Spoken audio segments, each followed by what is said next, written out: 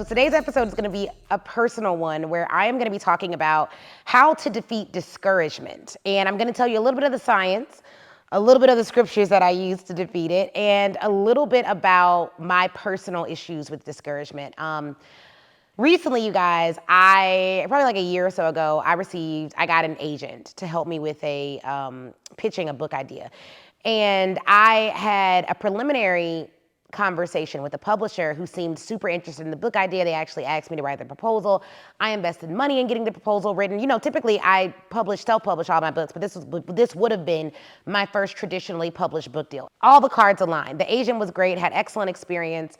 The publisher was huge. I talked to them, they'd seen me speak. They asked me to give them the book proposal. I didn't approach them, they approached me. So that typically means the deal is 80% of the way done. The agent had worked with big celebrities, people that you all would have heard of before and that you all have known. I was like, oh my gosh, this is so great.